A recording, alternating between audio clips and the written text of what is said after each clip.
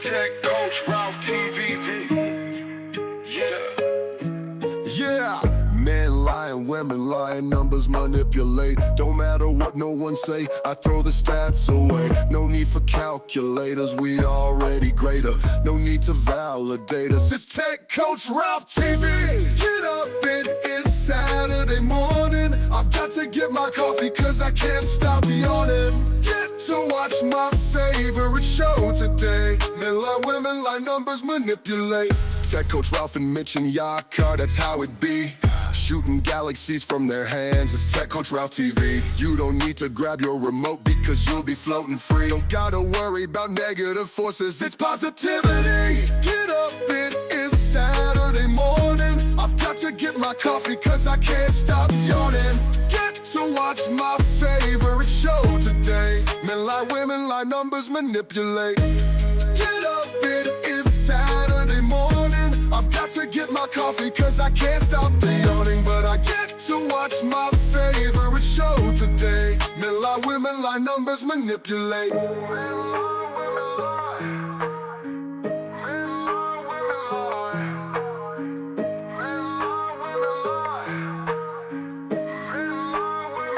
Numbers manipulate. Numbers manipulate. Numbers manipulate. Men lie, women lie. Numbers manipulate. Numbers manipulate. Numbers manipulate. Numbers manipulate. Numbers manipulate. Men lie, women lie. Numbers manipulate. Numbers manipulate.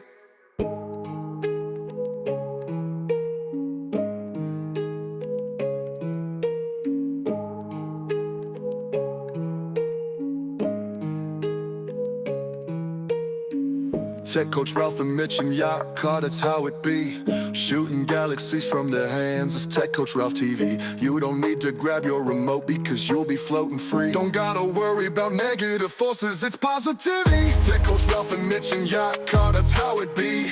Shooting galaxies from their hands, it's Tech Coach Ralph TV. You don't need to grab your remote because you'll be floating free. Don't gotta worry about negative forces, it's positivity. Get up, it is Saturday morning. I've got to get my coffee cause I can't stop yawning. Get to watch my favorite show today. Men lie, women lie, numbers manipulate. Yeah, number manipulate. Yeah, numbers manipulate. Yeah, numbers manipulate. Numbers manipulate.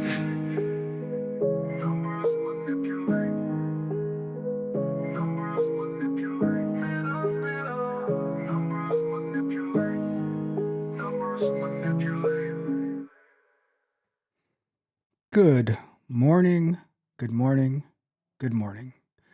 How is everyone doing today? Hopefully your morning is going better than mine.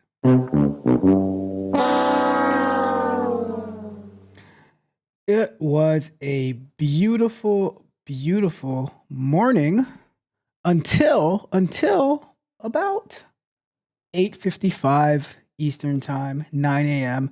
as I'm putting the final preps of the show. And guess what? Guess what happened? Guess what happened? You're not going to believe this, Yakar. Actually, you will believe this. You will believe this. Docker just stopped working. Docker just stopped working. And you know that pretty much the whole Urban Dictionary of Economic Data is running on Docker. Well, the database is on Docker, right? So I'm like fighting with this, pushing the show back. I'm gonna have to, wing it, go back to the old days. And then at like 9:35, somehow Docker is semi-working. I was able to get the database up. So I'm like, all right, well, we'll go with that. It was an absolute nightmare. It was a nightmare, I tell you. But we're here and we don't miss. So good morning. How's everyone doing? I'm Tech Coach Ralph. We are Engineered to Win. This is the Men Lie. Women also lie. But numbers, what do numbers do? Numbers manipulate. we're going to be reviewing the weekly economic numbers where economics meets technology. And we're going to be very, very well informed because we're not just going to believe everything that they tell us. We want to be in the know. We want to be in the know. All right. So let me say good morning to my people. I got BPs in the building. Good morning, BPs. I got my guy, Yakar, aka Mr. Tech Dash Neek. Please say the dash in the building. Good morning, good morning, good morning. We got Prince Marky D in the building. What's up, Prince Marky D? Hopefully you're having an amazing, amazing morning. And we got my guy, the one, the only, the wealth building journey is in the house. Let's get it. And Yakar says he is headed to the airport flying to DC for the BCF inaugural ball. Well, safe travels. Have a great, great time, Yakar. Shout out to you. And we have my sister in crime in quality assurance test engineering crime, that is, Monica D in the building. Good morning, Monica. Hopefully you are doing absolutely amazing this morning. All right, so let's get into quick announcements and then we're going to get into the show. So we have done 3 episodes of our large language model course. We do that on Mondays and Wednesdays.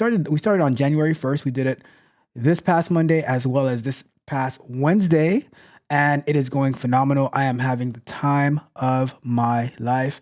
I'm actually going to try to use it a little bit because I'm going to try to summarize the FOMC Federal Open Market Committee's meeting notes.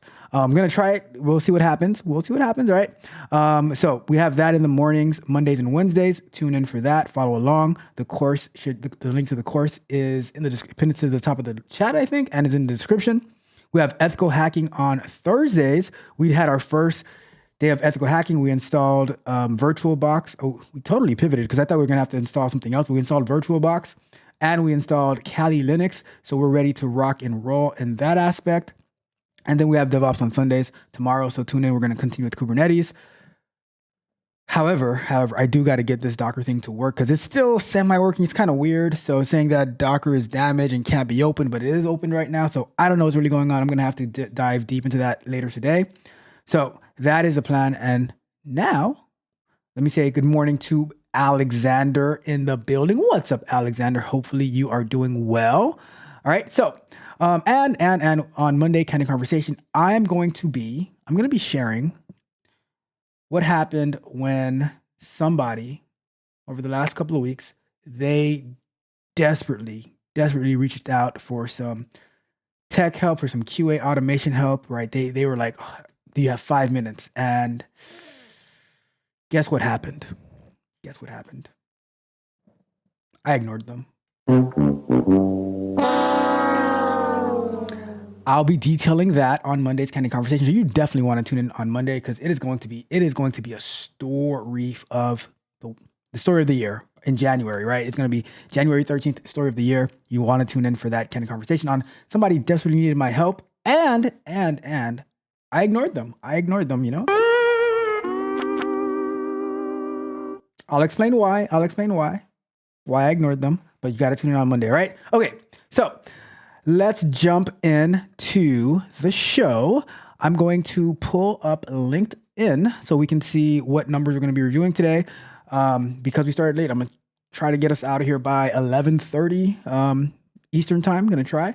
We shall see. All right. So let's go over to here.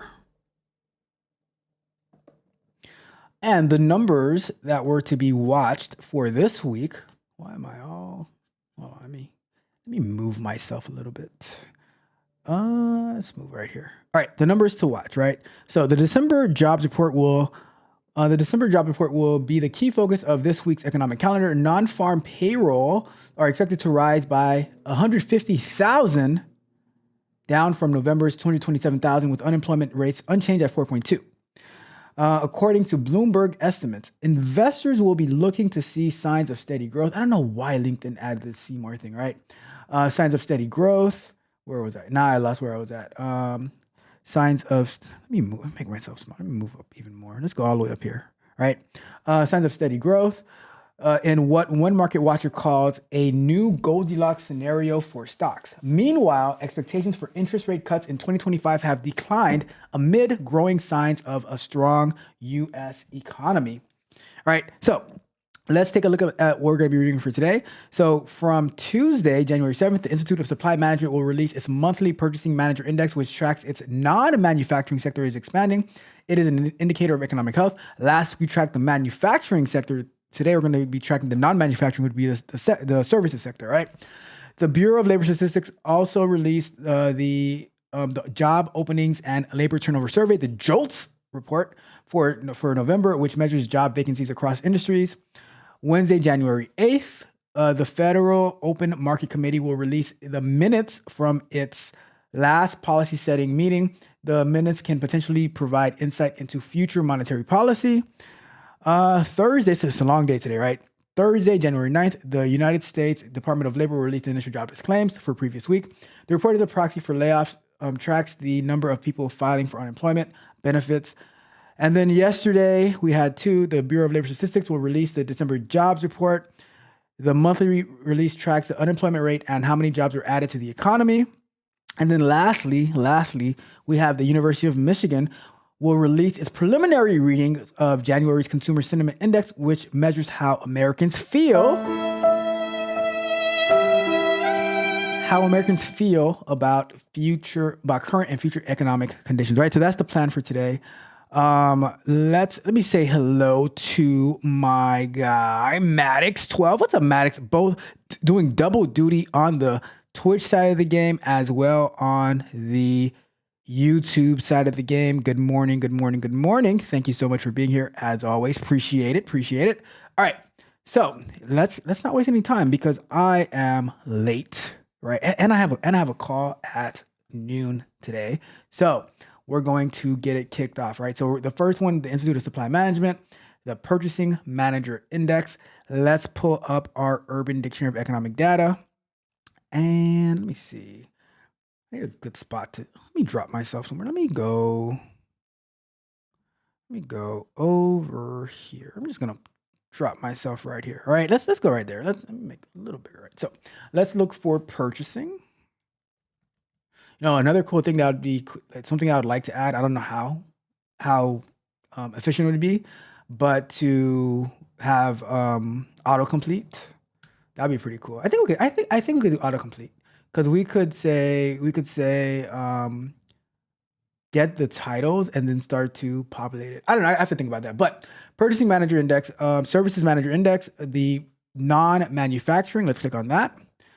And in the chat, do me a favor, because we have our customize your experience. Let me know some job roles, some career roles that I could look for to customize our experience with, to get a custom industry that would say why the Services Manager Index would be relevant to that industry, right? So it says, so what is the Services Manager Index, right? So imagine you go to places like restaurants, hair salons, or even your favorite online store to buy things like clothes or games. All these places provide services. They don't make things like factories do, but they help you do things and offer products, all right? The products you need. So the Services Manager Index, also called the non-manufacturing PMI, is a number that tells us how well all these service businesses are doing. It's kind of like a report card for the entire service industry. So above 50, this means it means service businesses are doing well. They're busy hiring more workers, and a lot of people are using their services. Below 50 means businesses are going down. Fewer people are eating out, shopping online, or getting haircuts. So businesses might not need as many workers and supplies. So why does this matter? It's important because it tells us whether the economy is healthy or struggling, if the economy is on the struggle bus. If services PMI is high, it's like the business are saying we're busy and people are spending their money. This is good because people have jobs and businesses are growing. If the services PMI is low, on the other hand, it's like the businesses are saying things are slow and fewer people are using our services. This could be a warning that the economy is not doing well, and businesses might need to cut back on hiring or even closing down. All right, so the wealth building journey. So the wealth building says usually anything ISM related where the number is below 50 indicates recession. Yeah, that's what I heard too. All right, so the wealth building journey says, how about using a magician? Okay, I like that. I wouldn't have thought about that one. That's a good one because being a magician is a service. All right, magician, and we're going to go to search for that. And let's see. So let's see how the services manager index would relate to a magician per the wealth building journeys request. So let's say a magician is considering booking a large venue for a public performance. They want to predict whether people are likely to attend or spend money on tickets. Overall economy health. The PMI services gives a glimpse into the health of the services sector. A high PMI indicates that the service sector is doing well, suggesting people are confident in their finances. This might mean more potential audience members can afford to spend on entertainment like a magic show.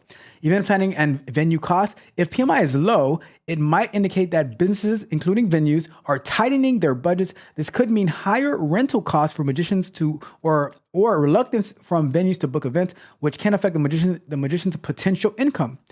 Audience spending trends. A rising PMI could also indicate that consumers are spending more, which means people may be more willing to buy tickets and spend money on concessions during a show. And then marketing decisions. So about this part, right? Because like imagine when like let's say your local sports team, arena or stadium, they have a concert or something like that, right? They still if anybody knows, correct me if I'm wrong, but the money that like from the food and stuff that they're selling at the venue, who does that money go to? Does that go to the arena or do they split the cost? Because after all, it is the entertainer who's bringing in the people so that the venue can, sell and stuff like that. So where does that go? I'm just curious. I would think that it would stay within the arena or they might split the cost, but I'm not, or the profits, but I'm not 100% sure, right? And it says, lastly, marketing decision. If the magician sees that the PMI is strong, they might decide to invest more in advertising and promotion to attract a larger crowd. Conversely, if the index is low, they might choose to hold back on expenses for marketing. All right. So in summary, by keeping an eye on the PMI services, a magician can make informed decisions about when to book shows, how to invest in marketing, and what kind of venue to choose, all which greatly impacts their success. All right. All right, cool. So there's that. All right, now let's go to the report.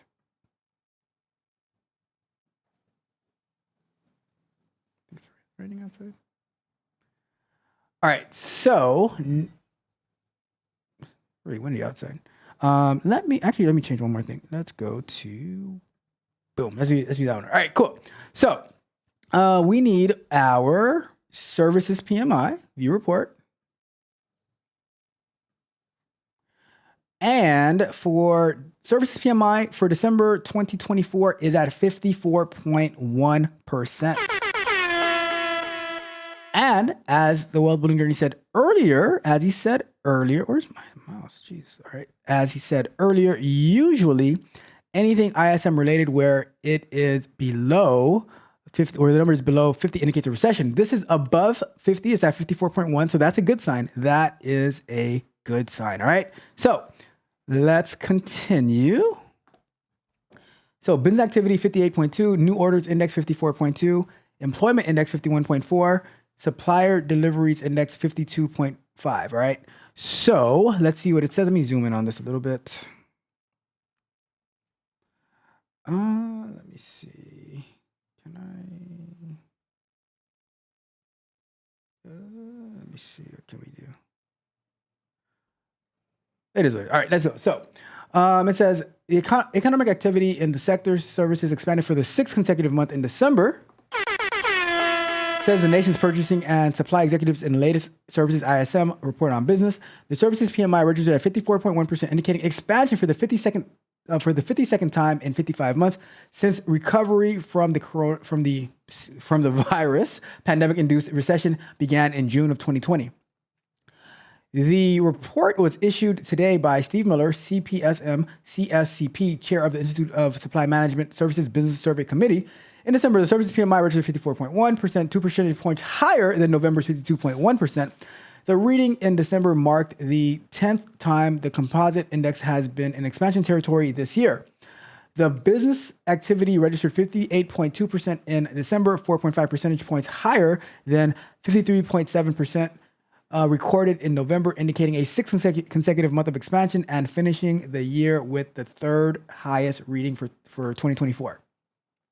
The new orders index recorded a reading of 54.2% in December, 0.5 percentage points higher than November's 53.7%. The employment index remained in expansion territory for the fifth time in 6 months. The reading of 51.4 percentage points is a 0.1 percentage points decrease compared to 51.5 percentage points recorded in November. The supplier deliveries index registered 52.5%, 3 percentage points higher than the 49.5 points in November. So pretty much everything is doing better. The price index registered 64.4 percentage points in December, 6.2 percentage points increase. So still going well. 9 industries reported growth in December, 5 fewer than the previous month's total. So that means 14 reported. 14 reported growth in November, 9 this month, or in the month of December. The services PMI expanded in 22 of the last 24 months. All right, got all that.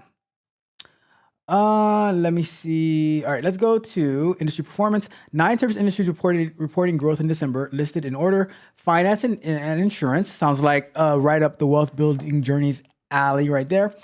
Entertainment and recession, retail, trade, healthcare and social assistance, transportation and warehousing, public administration, accommodation and food services, wholesale trade and utilities.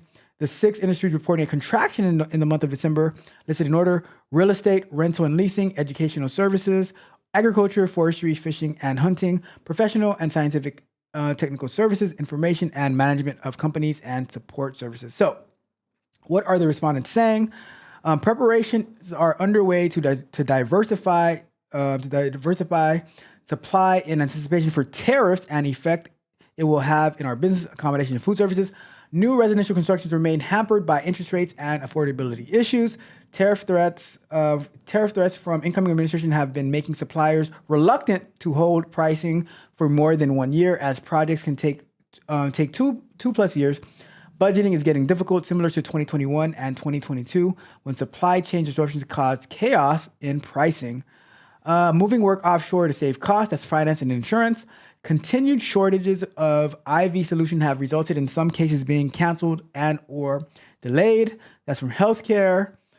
Generally optimistic about that the incoming administration will positively affect regulatory, tax, and energy policies that will spur economic improvement. We are concerned about tariff activity and are hoping for the best. That's from hoping for the best is never a good strategy for business. Inflation levels seem to be increasing, thus dimming hopes of interest rate cuts. That's from professional, scientific, and technical services. Overall activity slightly higher than planned. Retail trade seems to be a lot of uncertainty about tariffs and purchasing decisions. A lot of wait and see. Transportation and warehousing. General business conditions are still going well. The end of 2024 is approaching, so end of year preparations are in full swing from utilities. And lastly, customers are slowing down and they are cutting back on inventories in preparation for the end of the year. Our sales are slowing down. That's from wholesale trade. All right. So that is that for, that's pretty much things are getting better, but people are skeptical. They're afraid of tariffs. They're afraid of the interest rate, all of that good stuff. All right. So let's go back to full screen. And all right. So let me check the chat to see what we got going on. We got my guy. We got my best friend in the world in the building. We got Mitch in the house saying, just get to a point, dude. Did we just become best friends? Yep. That is Mitch's new way of saying hello. How are you doing? Happy to be here with you guys. I'm just translating for Mitch. He is very, very happy to be in the chat with you guys, and that's his way of showing it, all right? Let me see. So here's a question for you, Mitch.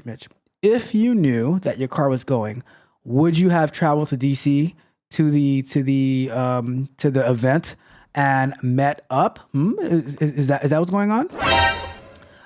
Let me see. The Wells Willinger says there are usually profit sharing agreements. Oh, so that's in relation to the venues. Okay, gotcha. And we got SSB771 from Twitch in the building. Good morning. How is it going? I was watching the Twitch stream earlier, where SSB771 or 7711 is setting up their React Native environment to build a mobile app. So really cool stuff. That was fun. And the World Blinger says insurance as a business model may be under fire. No pun intended. You know what? The wealth building journey. You know what? With everything that's going on, that's the joke that you want to make. Yeah, I have a lot of questions. Number one, how dare you? How dare you, the wealth building journey? Oh my goodness. All right. Let me see. I would have met up with him. Ralph is jealous now. Wow. Yeah. Yep. I'm very, very jealous. I cannot believe that you would do such a thing. All right. But yeah. All right. Let's get to it. Next up on the agenda for today is, let me cross that one out, is the Bureau of Labor Statistics about the JOLTS opening. So let's go and take a look at JOLTS. All right, let's take a look at JOLTS. All right, so let me do one thing really quick before we get into that. Let me go here. Let me also go to, slow that down. Oops, that's not where I want to go. Go here. And I am going to move that over here. Give me a second. Bear with me for a second. Do that. And anything else I need to...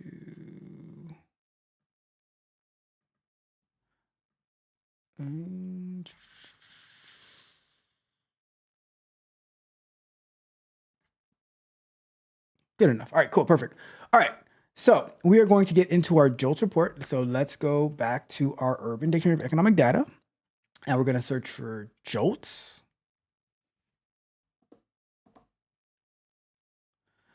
Jobs Opening and Labor Turnover Survey. Let's open to that, and that is from the Bureau of Labor Statistics.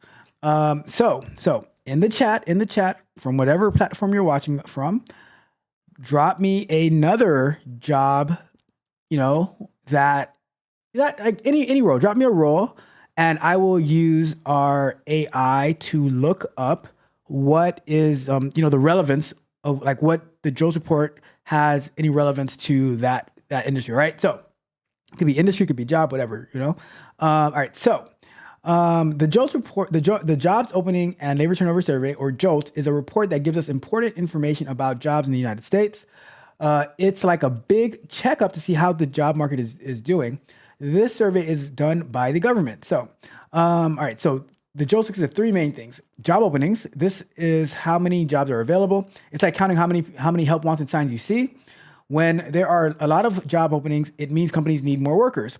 It also tracks hires. This is how many people got hired for jobs. It's like counting how many people started new jobs last month. It also tracks separations. This is how many people left their jobs. This can happen in three ways. Quits, people who decide to leave their jobs on their own. Layoffs and discharges, people who are let go by their employer because there's not enough work for other reasons. And then separations, people who left their jobs for reasons like retirement, right? So other separations. Why is JOLTS important? The JOLTS report helps us understand the job market better. Here's why it's important. Job openings, if there's a lot of job openings, it means companies are growing and need more workers. It's usually a good sign up for the economy. Hires, if many people are getting hired, it means that there are a lot of opportunities for work. And separations, if a lot of people are quitting, it might mean that people are finding better jobs elsewhere. But on the other hand, if there's a lot of layoffs, it might mean companies are having trouble, okay? So what it all means, high job openings plus high hires, the job market is strong. It is strong, like the Hulk. Companies are hiring a lot of people. High job openings and low hires, companies want to hire, but maybe they can't find the right people. And we got high quits. People are confident they can find new jobs or better jobs. And lastly, high layoffs. There might be problems in the economy or in specific industries, all right? So in summary, the JOLTS report is like a big job market health check. It tells us how many jobs are available, how many people are getting hired, and how many people are leaving their jobs. This helps everyone understand how the job market and the economy is doing, all right? So we got 2 requests. We have a hedge fund manager, and then from the Twitch side we have full stack developer, right? So we will, which I guess the full stack developer is like the software engineer, but we can always check it for a new one, right? So let's start off with hedge fund manager, and then we will try the other one.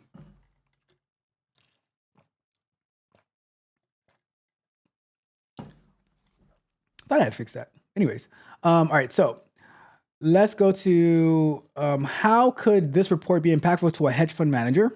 So understanding economic trends. If JOLTS data shows a significant increase in job openings, it may indicate that businesses are doing well and are optimistic about growth. For a hedge fund manager, this might suggest that the economy might be strengthening. They might decide to invest in stocks or of companies in sectors that typically benefit from economic growth, like technology or consumer discretionary. Market predictions. The report also includes data on layoffs and quitting rates. If there is a high number of people quitting their jobs, it might signal that workers feel confident enough to seek better opportunities. A hedge fund manager could interpret this as positive for consumer spending, predicting that companies will see increased revenues. They might adjust their investment strategy accordingly. Lastly, sector-specific insight. A hedge fund manager could focus investments in healthcare stocks if they believe the sector will remain strong. So if a particular sector, say healthcare, shows a lot of job openings but low turnover, it might suggest a stability in the sector, and that's when the hedge fund manager could focus investments in healthcare because they think that it's going to stay strong. All right. All right, and we got Fanny P in the building. What's up, Fanny? I got you. I'll check that one too, and that'll be the last one on this particular job or economic indicator that we'll check. We'll check full stack engineer, and so let's do that one. So we got the hedge fund manager. Let's do full stack engineer, and then I thought I had fixed this thing the other day. I don't know. Let me see.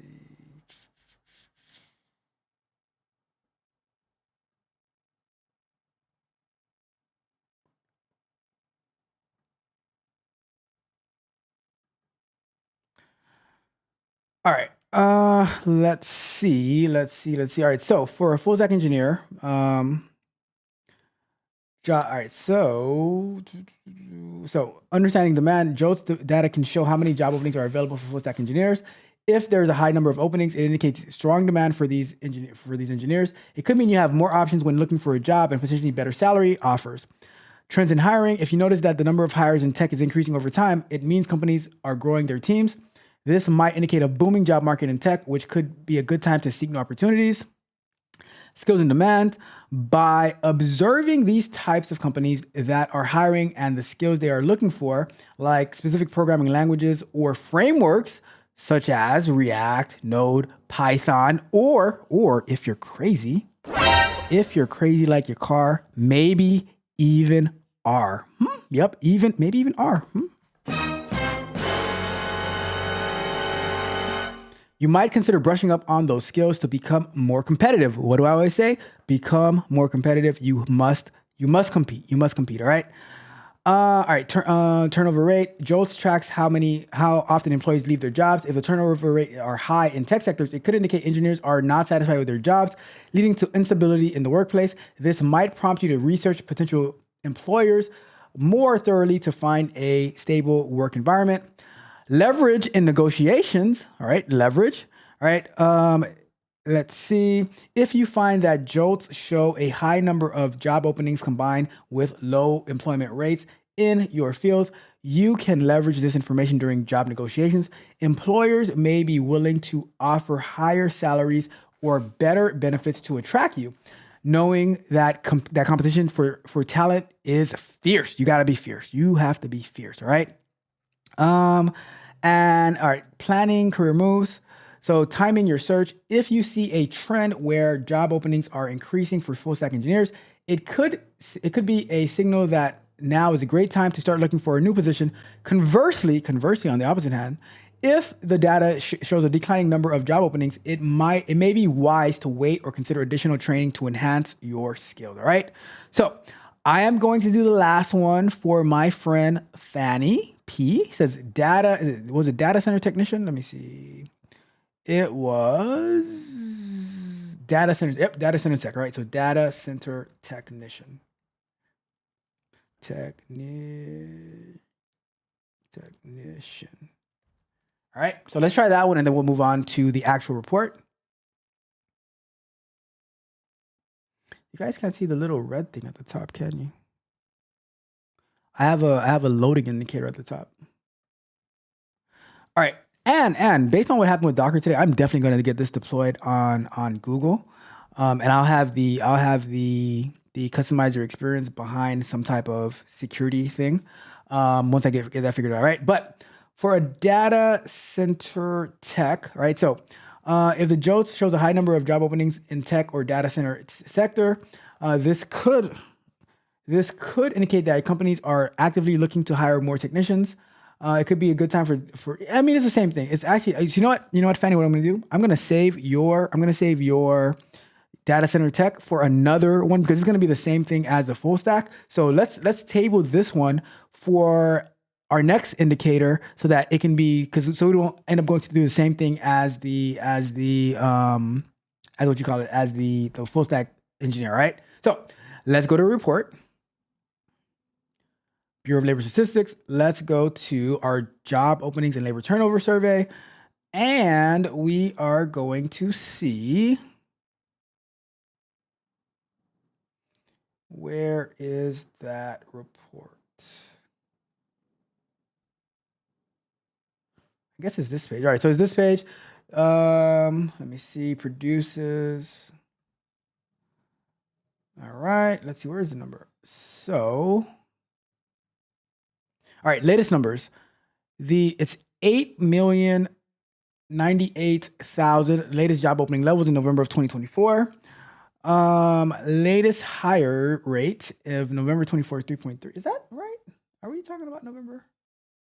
Okay, yeah, we're good. And then 3.2% latest total separations.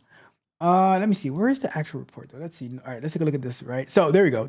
So the number of job openings on, click wild. All right. So the number of job openings was little change at 8.1 million on the last day of business in November. The U.S. Bureau of Labor Statistics reported today. Over the month, hires and total separations were little change at 5.3 million and 5.1 million, respectively. Within separations, quits 3.1 million decreased, but layoffs and discharges at 1.8 little change. The release includes estimates of the number and rate of job openings, hires, and separations for the total non-farm sector by industry and by establishment size class. All right. All right, so the numbers didn't really change. The number of job openings was little change at 8.1 million. All right, we read that. Let me see. Hires, and the number of hires changed little, 5.3 million, was down by 300,000 over the year. Separations, little change as well. Let me see. Not much change in the JOLTS report. Let me see if anything stands out. But no, there's nothing serious about the JOLTS report. Everything's pretty much stayed the same. I think once we get to the unemployment rate, we will see a much better outlook on what happened in December with the jobs. All right. So let's finish that one up then. And let's go to full screen. All right. So let me check the chat and then we will continue on with the show. And like I said, welcome Fanny. How are you doing? Let me see. What did I miss? Wait, did I miss something? It says my company just put a hiring freeze on a particular department. All right, Let me know. Oh, super. I did miss that. Superman. I got you. I will check. I'll use Superman on the next one, right? All right. Let me see. But what is that what I missed? Is that what I missed? The wealth building journey? Let me see. All right. So let's see. Let me see. We got J-Lo on the tracks in the building. Trademark, by the way. Trademark, what's up, J-Lo? How are you doing? Says, good morning. Here to support. Appreciate it. I'll be editing videos, so I may not be as active. Look. I'm just happy that you showed up and you said hi, so shout out to you. I appreciate you. And it says, what's your thoughts on a family office? So Mitch and I spoke about this before. You know what? I am actually curious to hear the Wealth Building Journey's thought on that. I will not share my thoughts on it right now. I will wait till the Wealth Building Journey shares his thoughts, and then I will share what I think about it. Let me see. And J-Lo on the track also says, this is a great viewer to like ratio. Thank you so much. Let's go.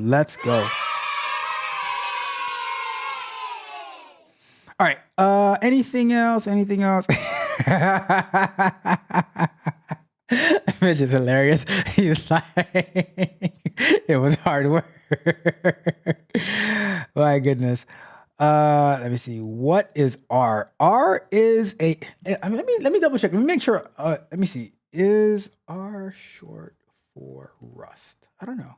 Or is it its own separate language? No, R is not short for Rust. R is a separate programming language primarily used for statistical computing and graphics, while Rust is a distinct programming language focused on system programming with emphasis on memory, safety, and performance. They are not interchangeable and have different origins and purposes. So R is its own language, which is primarily used for statistical computing and graphics. So that's what R is, not to be confused with Rust, okay? Let me see. Mitch says that I am a hater. You're right. I hate it here. I want to go home. And the World Building Journey says, want to double check that a family office is a home office. It is not a home office. And what Mitch is referring to is the quote unquote family business of a home office. That's what he's referring to. So yeah, not a room in a house that you use as an office, because that would be a home office, not a family office, right? Not to be confused with a family room where it has a nice TV and everybody hangs out in there, so they don't sit on the fancy furniture in the living room, right? So a family office. I am curious to know your thoughts on that. Let me see. Yep. So Mitch says that. It says not work from home. You put your money into et cetera, et cetera. You got to have a decent net worth. All right. And I'll read that. Let me jump over to our next topic, and then I'll read what the Wealth Building Journey has to say about the family office. Because I'm so curious, but because I know if I start reading it now, I'm gonna go down the whole rabbit hole. So let me jump to the next topic, and then I'll check what the Wealth Building Journey has to say. Okay. Or you know what? I'm gonna star those because I really wanna read that. I'm gonna star those because I'll read that towards the end of the show, because then I might start giving my own thoughts and opinions on that as well. All right. So let's continue with our, let me just make sure nobody else had anything to say before I continue, because I want to read. All right. So J-Lo says he's doing well. Shout out to that. I'm happy to hear you doing well, J-Lo. I have to go check out your channel, because I haven't checked it out yet, actually. So, and that's my fault. I'm going to go check it out to see what you have over there. Let me see. And it says, do we need another peaceful Discord meeting on home? No, we do not. I just want to know. Right? I just want to know, but we shall see. Let me see. All right. J-Lo on the track says, not the Dre Parker playback from Karate Kid, one of my favorite movies. That is my go-to. That is my go-to whenever somebody is unhappy. All right. Let's get to our next one. All right. Let's get to our next one because time is running. So let's go over to, let me see. Our next one is going to be The Federal Open Market Committee will release the minutes from its last policy setting meeting. All right, so this is gonna be pretty interesting because I want to be able to use the large language model stuff, right? So let's go ahead and start take a look at that. All right, so we're gonna go over to here and we're going to look for, I'm just gonna do federal and Federal Open Market Committee. So, the Federal Open Market Committee is a group of quote unquote important people from the Federal Reserve, which is like the United States of America's bank for banks. They meet to decide things about money and interest rates to help keep the economy running smoothly. Their goal is to make sure prices don't go too high. That's called inflation. Keep people working by helping businesses grow. So what happens when they meet? The meeting minutes are like notes. So drop me in the chat. I'm already going to use Fanny's data center technician, so that we can see how these meeting minutes release would affect the data center technician. But you can drop me something else in the chat, and I will look for that one as well. And it says, so the meeting minutes are like notes from a big class meeting showing what was discussed. They tell us what the FOMC thinks about the economy, like whether it's doing well or needs help. If interest rates might go up or down in the future, this affects things like car loans, mortgages, and credit card payments. Plans for inflation control. They share if they're worried about prices going up too fast. What should we expect? If the notes suggest the economy is slowing down, they might lower interest rates. This makes borrowing money cheaper, so people and businesses spend more. It might, if the note suggests the economy is too hot, with prices rising fast, they might raise interest rates. This makes borrowing harder, which slows things down and prevents inflation. So when the minutes are released, investors and businesses pay close attention to figure out what might happen to the economy and plans ahead. So I'll say this: it should not only be the investors and business that pay close attention. We should all pay close attention. Me as a content creator, as a software engineer, Fanny P as a data center tech, Mitch as a data analyst, the wealth building journey with whatever money thing he does. I don't even remember the exact. I don't know. He does. What is your position again? He does something with money. He does something with money, right? Shout out to Magnetar. What's up, Magnetar? Whatever Magnetar does for the government from home, whatever, we should all be concerned, all right? So I'm going to start with data center tech in here.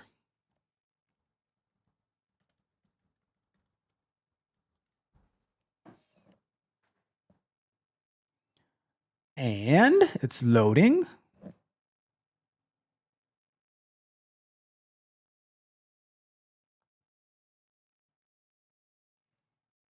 All right, so how would this affect a data center technician? So interest rates and equipment purchases.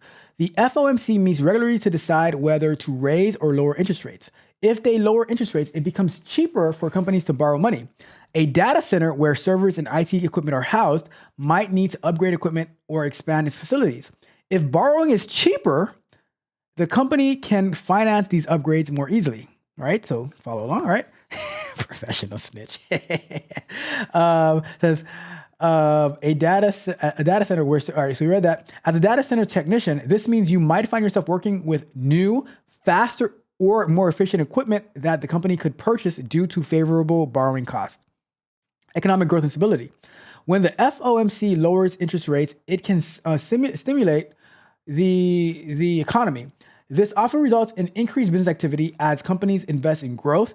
More active companies often means more demand for data services, which can lead to the need for more data centers to handle increased data traffic. As a technician, this could lead to job stability or even job growth in your field, like getting promotions, stuff like that. Need more staff for maintenance and operations. So we need somebody to manage them, right? And then power and operational costs. Lower interest rates can also mean that energy companies invest in new technology to keep up with increased demand. A data center consumes a lot of power. If energy prices are stabilized or reduced due to efficient investments, operational costs can go down for data centers. This can help companies save money which might be funneled back into better pay or upgrades for technicians. All right.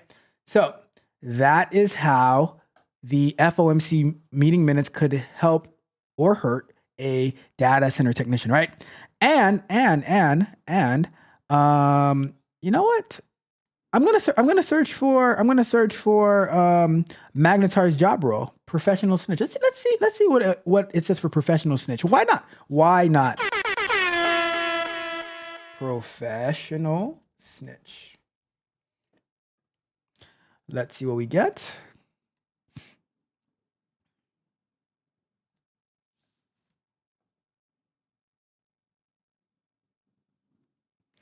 So, okay. Let's see how it relates to a professional snitch, right? So it says impact on a professional snitch. Let's consider a professional snitch someone who wants to provide information, maybe in a legal or business context. Here's how the FOMC could impact them. Job security and opportunities. If the FOMC lowers interest rates and the economy grows, businesses may be expanding and hiring more people. This could lead to more companies looking for information, increasing the demand for snitches to provide intel about competitors or industry trends. Conflict resolution and economics. If economic conditions worsen, like the FOMC raises interest rates and people start losing jobs, there may be less money available for companies to pay for information. In tough times, some snitches might end up getting stitches, and they'll find it harder to get clients who are willing to pay for sensitive information. All right? I appreciate Oh, not that one. This one. Risk and reward.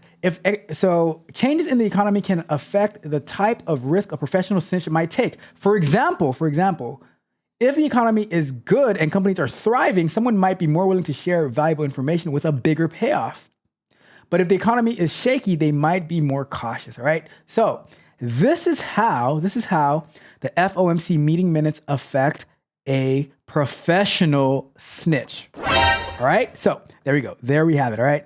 All right. Now let's jump into the meeting minutes. And we would go to, let's see, I guess it would be 2024, the end of 2024, maybe. There you go. So released on January 3rd, 2025. Wait, what? Hold on. What? Did I see wrong? Oh, okay. I'm on 2022. So where's 2020? Where is the new one?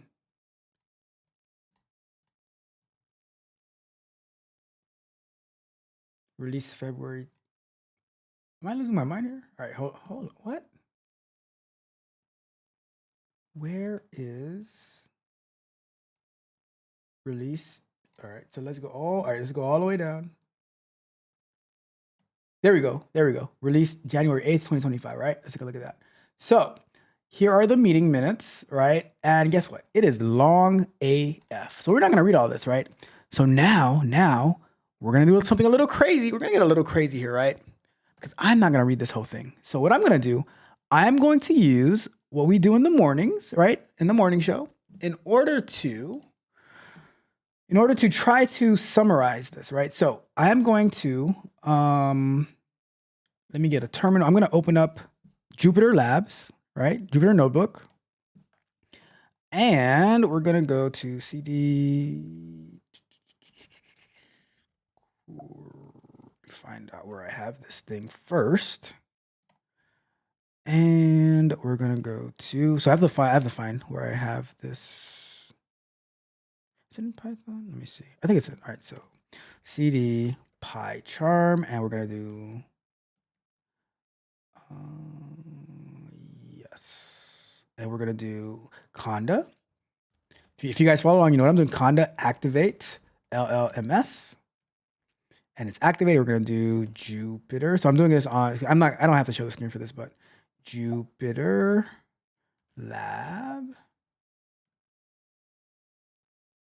All right. So you should see Jupyter Labs open. And I'm just going to go and run all of these things until we get to, let me see if I can do, we got up to here the other day. So can I do run up until, let's go to up to here, right? Let's go, nope, not that.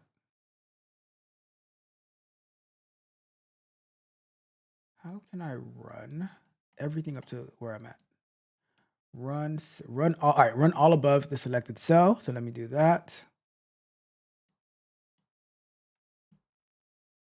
All right, so hopefully now we can get all the way to, well, something's weird happening over here.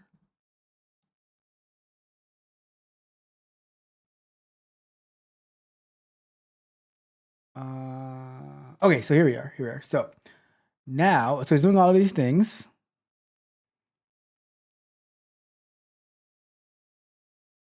All right, so there goes the summary. So here we are. Now we're going to do for, let me add a cell above this or below, it don't matter. Let me do, and eventually this is going to be integrated with the Urban Dictionary of Economic Data, right? But I just, what I'm doing is I want you to see how everything relates to one another, right? So we're going to do display summary. So now we're embedding, we're using our large language model course that we just started. We only had three shows on it already, right? And I'm going to take this URL right here, the FOMC URL. I'm going to copy that and I'm going to paste it in here. And let's see what we get. All right, so enter. Ooh, display summary not defined. I thought we, hold on. Oh, okay, so we got all the way up to, okay, so let's run this one as well.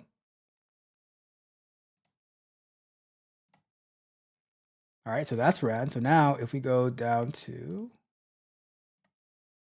close this, close that. If we go down to over here and we run that, let's see what we get. Let's see if this is going to work for us, all right? So it should be summarizing. Boom, boom, boom, boom. Look at that. Look at that. So we just took this whole entire page. You see how long this is? You see how long this is over here? All these meeting minutes, right? And we got it into our large language model. And eventually I'm going to have it on the actual Urban Dictionary. But so now we can just read this summary right here. We can just read the summary. So what is the summary? The Federal Reserve Central Bank maintains stable. All right, we know that. All right, so key highlights, monetary policy actions. A recent meeting, December 17th to 18th, 2024. The FOMC lowered the target rate range for the federal fund rate by 25 basis points, 4.25 to 4.5, between 4.25 and 4.5. A unanimous decision was made to continue reducing the Federal Reserve's holding of Treasury securities and mortgage-backed securities. The committee emphasized the need to balance supporting maximum employment and achieving the 2% inflation target. Economic overview. Economic activity is reported to be expanding at a solid pace with continued low unemployment rates, but some easing of labor market conditions. Recent data indicated 2.3% inflation rate for personal consumption expenditure, PCE, in October.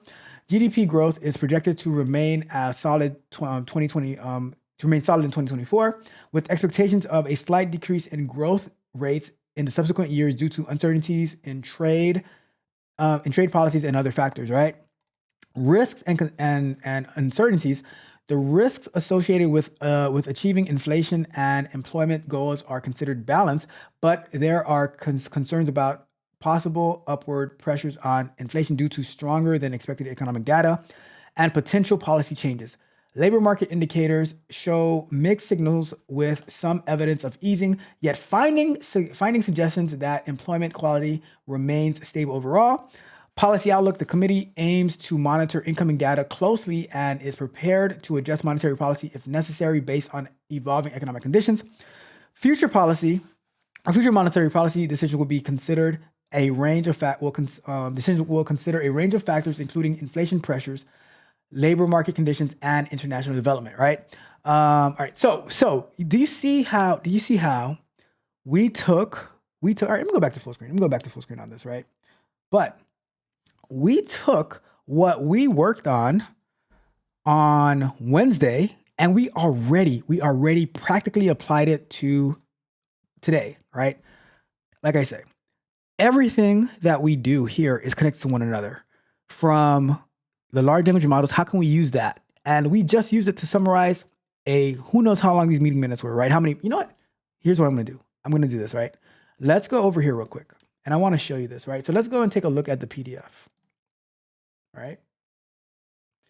The PDF is 17 pages long. 17 pages long, right? So imagine that. We took 17 pages of information and we compressed it into 4 sections, 2 to 3 bullet points each section, right? Imagine that. All right, so just wanted to highlight to you the importance of all the work that we do here, because we use Docker, Google Cloud Platform, to deploy the Urban Dictionary of Economic Data, not fully deployed yet, but to deploy it there. We used the large language model course to be able to summarize this website. We used the full stack web development course to be able to build out the Urban Dictionary of Economic Data. And then we're gonna use ethical hacking to try to break it, right? Because what if I can break the password for the API, right? And now, or I can break the access from where the OpenAI is restricted to. You know what I mean? So many different things to be aware of. Okay, so let's go back to full screen. And let me see what we got going on in the chat. And then we'll go from there, right? So, let me see.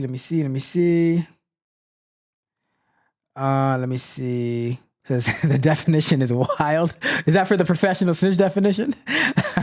And Magnetar, man, it sucks to see that you're still not feeling well. Hopefully you get better. Let me see. We got your car back in the building, traveling. Stay safe, your car. Let me see. Says there might be a lot of traffic in that area. Mitch, are you going to be there, Mitch? Are you going to be there? Are you going to run up on your car? Let's see. Your car's not used to the LA traffic. That's a fact. Let me go and double check I want to make sure I star the ones from the wealth building journey about the family office. Let me see.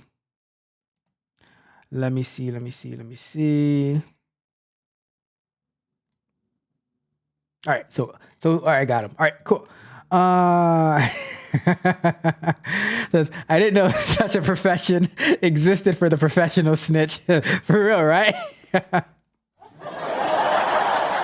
right, the next thing that we're going to get into is going to be the initial jobless claims. I don't really want to get into the initial jobless claims.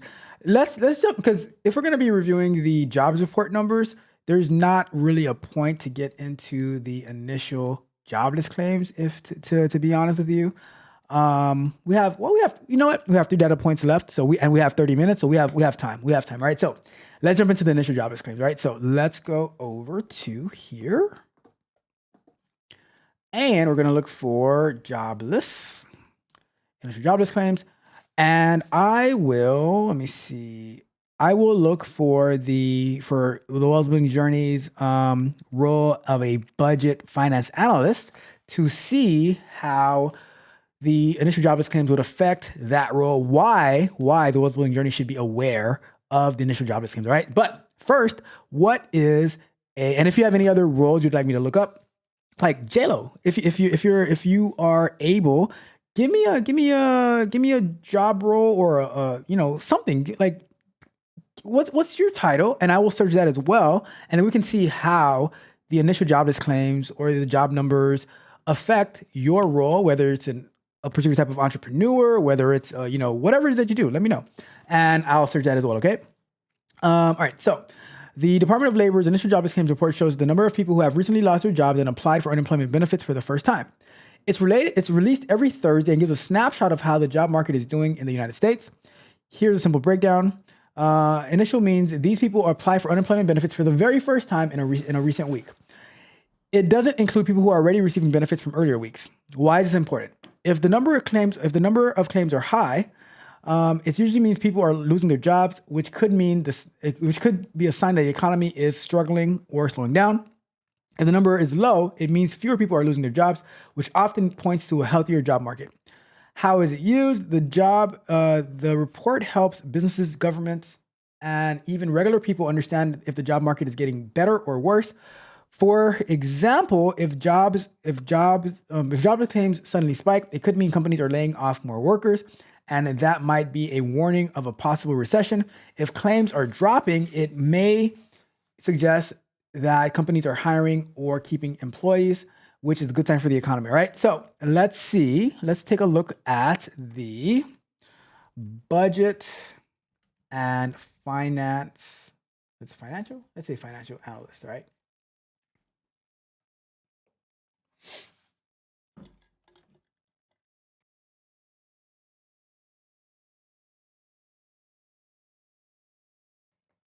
So why would this be important for a budget and finance analyst, right? Financial analyst. So it will provide insight into the economy's performance, consumer spending, and potential budget adjustments. So forecasting income.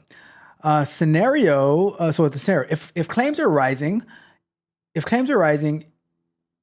this could indicate a slower economy, which may lead to decreased consumer spending. If consumers have less income, businesses may earn less revenue. Impact. The analyst might project lower tax revenues for the government, affecting public budgets, and spending. They may adjust economic forecasts downward, affecting budget planning for departments that rely on tax revenue. Budget planning. Let's see. So scenario. A consistent increase in jobless claims could lead to policymakers deciding to increase funding for unemployment benefits or social programs to support those affected. The impact.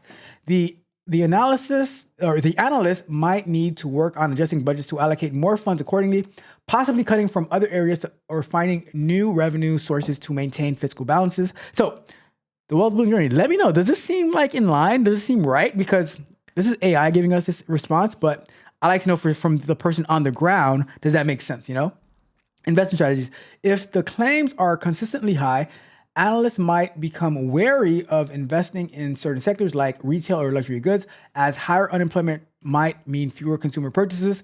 Impact, they might advise shifting investments to more stable sectors or incorporate more conservative assumptions in their financial planning. Lastly, debt management. The scenario is a spike in jobless claims could increase government borrowing if the economy worsens, leading to higher debt. The impact would be that the analyst might account for this potential increase when assessing debt sustainability and interest rates in their financial models. All right. So in summary, the weekly jobless claims can provide critical signals regarding the economy's health. For a budget and financial analyst, keeping an eye on these figures helps in making informed decisions about revenue forecasts, budget adjustments, investment strategies, and overall fiscal health.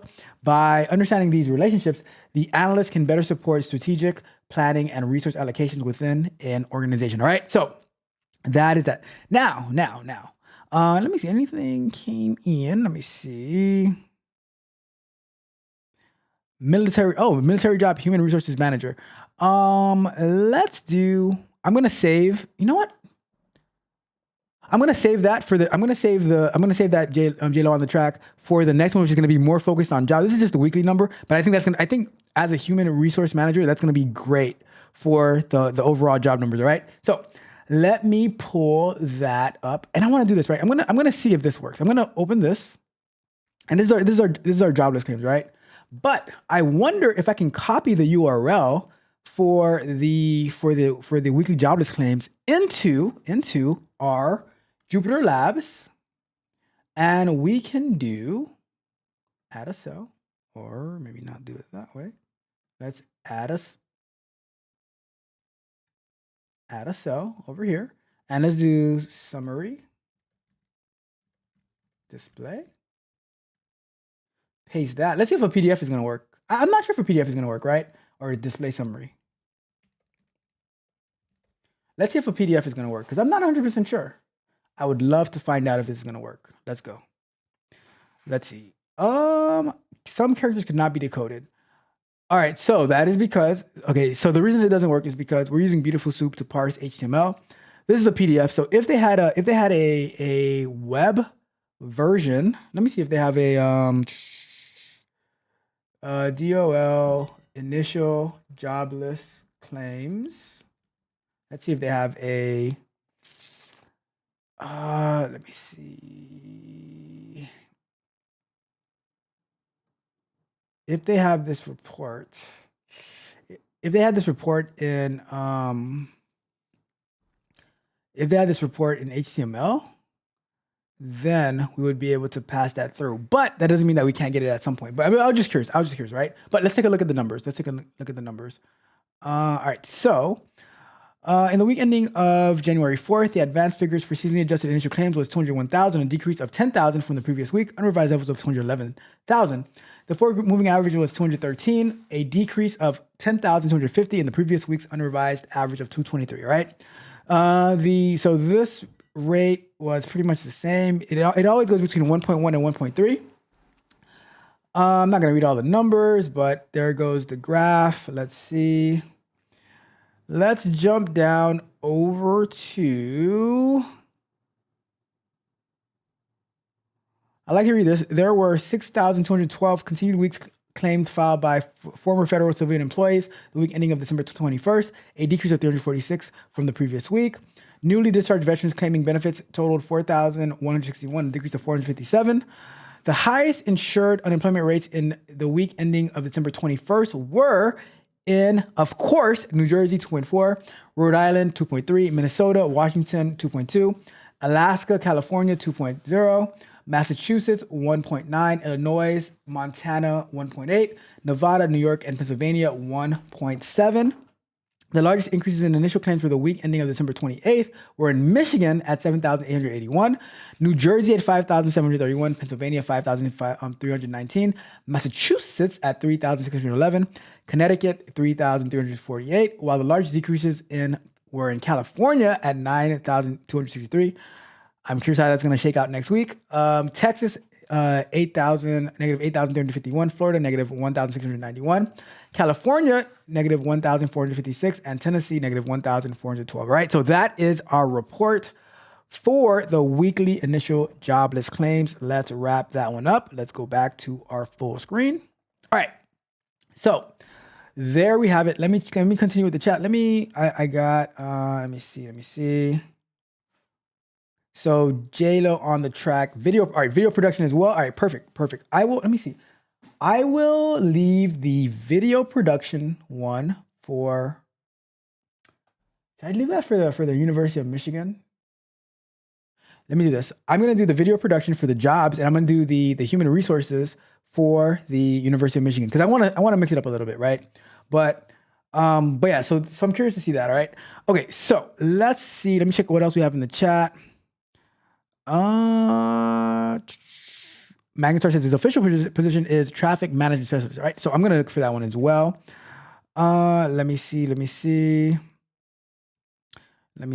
All right. So let's go to our next one then. Let me see. Anything else I'm missing? It's basically about your role. It's basically two roles because senior leaders have zero idea about finance at all. I hear that. Let me see. It says, that is true. I'm in operations / FinOps dual job roles. It's serious out here. It is serious. It says, the well-being journey is, for the most part, that description of the budget analyst was accurate, or like how it affects it is accurate. Let me see. PGC, that's them rich folks, aka government / military folks. It says, I got it mixed up with Charles County. It says, and as soon and as soon to be even more transplants from Cali. I've already gotten offers for double the current house value, and they confirmed they were from Cali. It's only going to get worse. You know, Do not come. that's why the housing market in Florida blew up, because houses doubled in price over the past 6 years, because we had a lot of people from New York and California. You know, and they just ran the numbers up. The property taxes went up, the insurance prices went up, if you can find insurance in Florida, and the interest rates going up. And people are still buying houses. Crazy.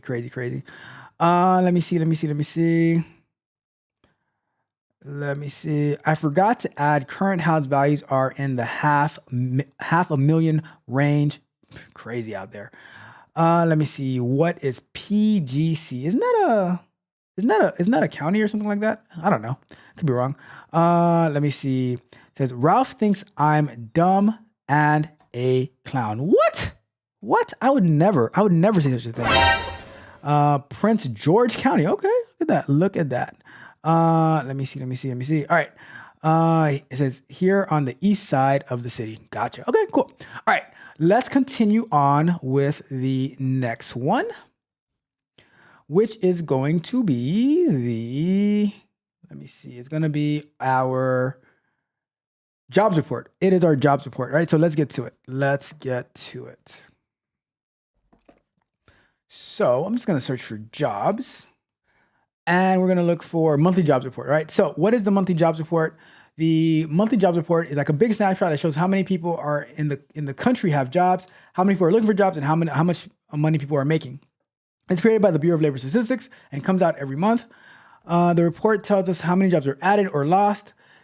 This is like counting how many new job opportunities were created, like if new stores opened and needed workers, or how many jobs disappeared if some business closed down. The unemployment rate, this tells us how many people are looking for jobs but can't find one.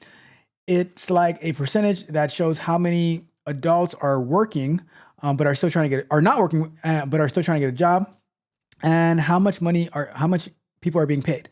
The report shows us whether the amount of money people are earning is going up or staying the same, or if it's going down.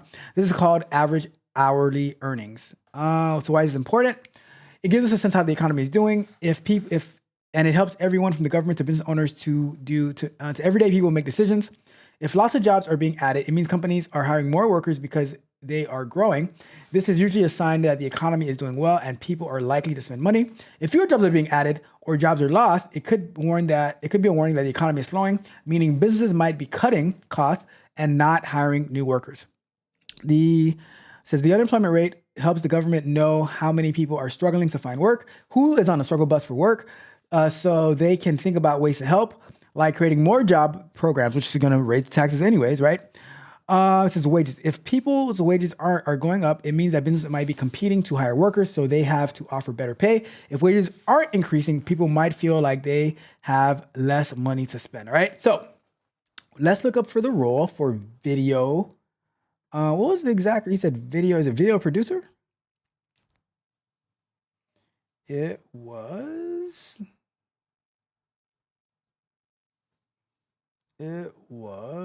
video production. All right, so let's look for video producer. While that's searching, I'm gonna get this.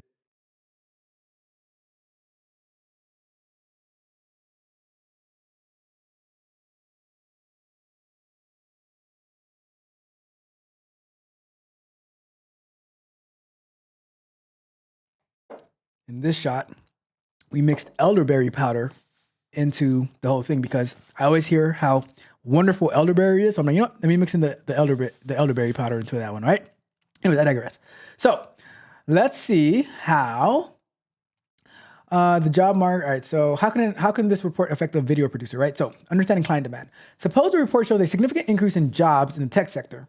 This indicates that tech companies might have higher budgets for marketing and promotional material to showcase their new products or services. As a video producer, you may want to pitch your services to these tech firms for creating advertisements, tutorials, or company culture videos. Adjusting business strategy. If the report reveals a spike in unemployment, it may suggest that companies are tightening their budgets. A video producer might need to reevaluate pricing strategies or focus on lower cost production options to attract clients who are more budget conscious during tough economic times. Shifts in content focus. If sectors like hospitality and leisure see significant growth, job growth, a video producer could focus on creating content that highlights experiences, travel, or food. This could lead to collaborations with businesses in those areas that are looking to promote their services.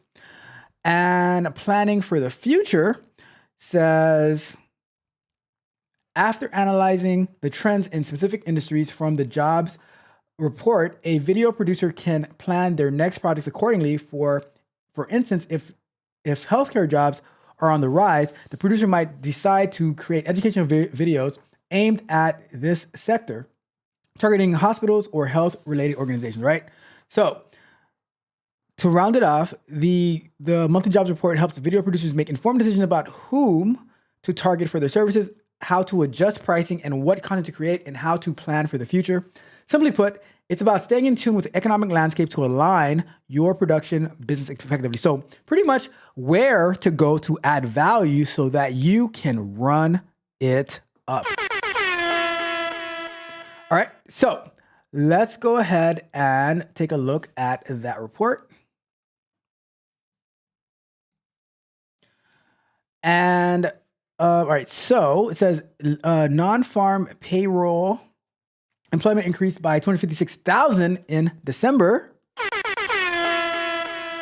until they come back next year. It says actually it was more like 100,000. So we shall see. The unemployment rate changed a little at 4.1%. The U.S. Bureau of Labor Statistics reported today. Employment trended up in healthcare, government, and social assistance. Always in government, right? Retail trades added jobs in December following a job loss in November. Remember, was it November or December? Or was it October or November where they had only 12,000 jobs added? That was crazy. All right, so this news release presents statistics for 2 monthly surveys. The household survey measures labor force status, including unemployment and demographic characteristics. The establishment survey measures non-farm employment, hours, and earnings by industry. For more information, all right, cool, we got that. Let me see. The unemployment rate. You know what? We have our summarizer. Right? I'm going to take this URL. Now I'm being lazy. Because we used to go and read this whole entire thing, right? All these words, but we could just go to Jupyter Labs. What if we replace this with this and we just, boom, drop it like that?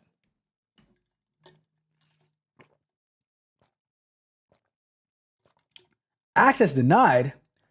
Access denied? What? Well, that sucks. Try one more thing, and then we will, and if that doesn't work, then we will pivot. We'll go back to what we're doing, right?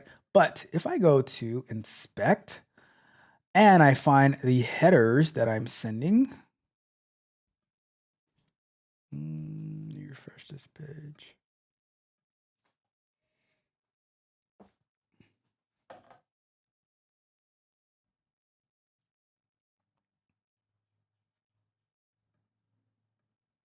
See, and do I have headers? Is that a frame?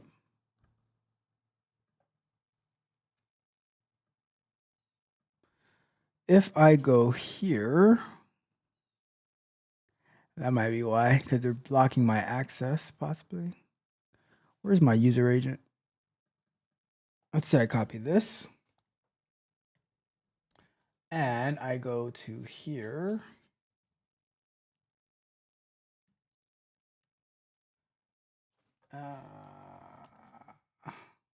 Where did I have that last time? I was going to try to update the user agent, but I'd have to find it in here somewhere. Let me see. Mozilla? Nope. Wait, it found it somewhere. All right, there you go. Try to update this user agent real quick. And let's go with that. And if that doesn't work, then we will let it go. Went somewhere. Nope, access denied. All right, so some things we'll have to figure out how to work around, because if they are blocking access from external source, then, you know, we got to do what we got to do. We got to do what we got to do, right? But so let's go back over here, and I guess we have to read this, right? So let's go ahead and close that. I wonder if we could embed it. We can create something into the browser. Anyways, let me see. So 256,000 jobs added, 4.1%.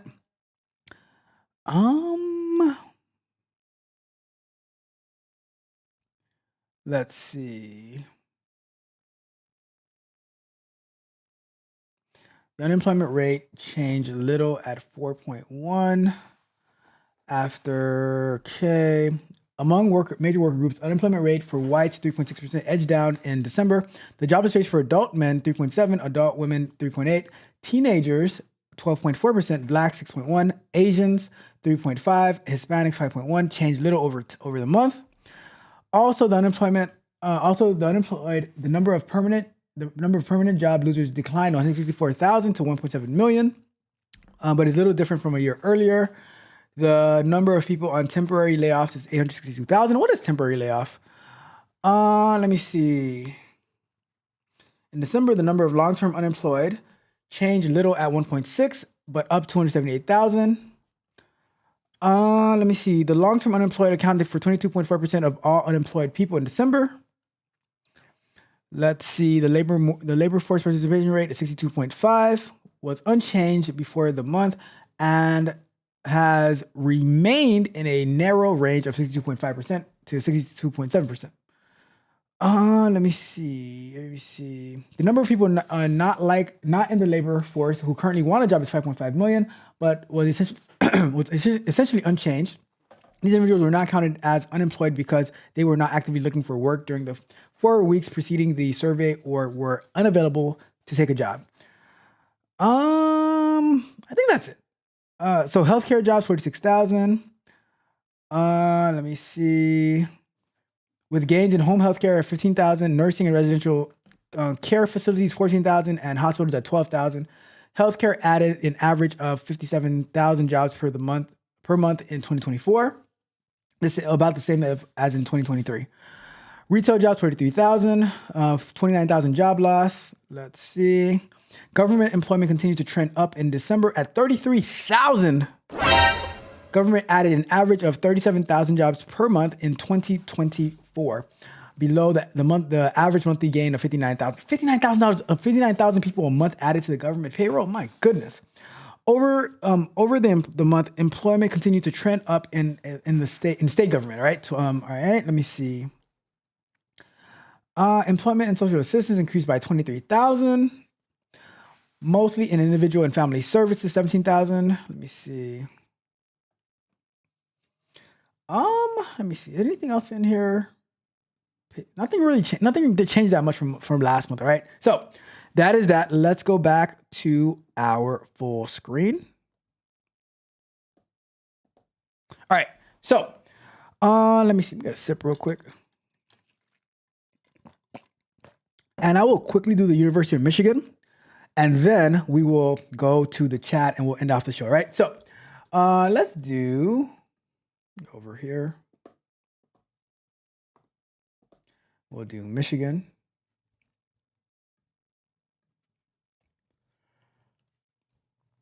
Let's see if it even works, because sometimes the University of Michigan site is down and it's acting up. So you never know what you're going to get with the University of Michigan. Ah, shoot. I put in the wrong search. Let's go to.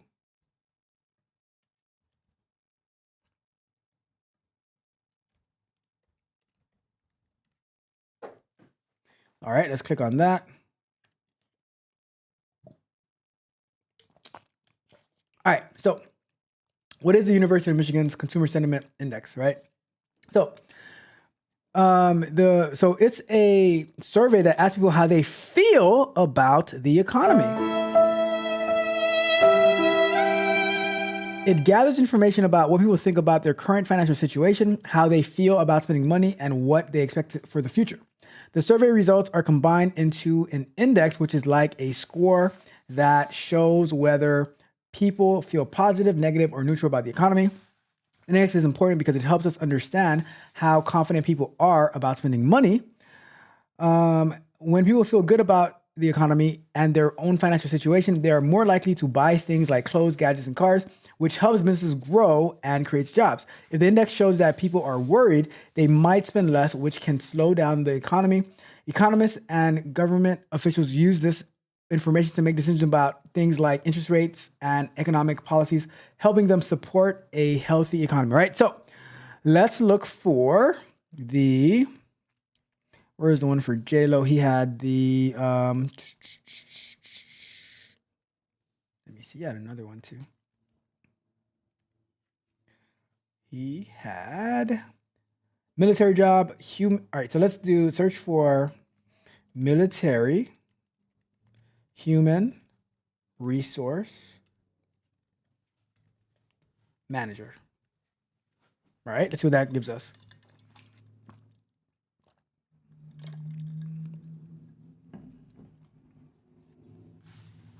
All right, so why is this survey important to a military human resource manager, right? So budget decisions. If the UMCSI shows a high consumer sentiment, it often leads to a better economic condition. This can impact military budgets as economic growth might result in more funding available for military programs and personnel. Conversely, a low score may mean budget cuts or constraints. A human resource manager would need to prepare for potential hiring freezes or reduced spending on personnel benefits. Recruitment strategies. During times of high consumer sentiment, individuals might feel more secure in their jobs and less likely to consider military service as an alternative.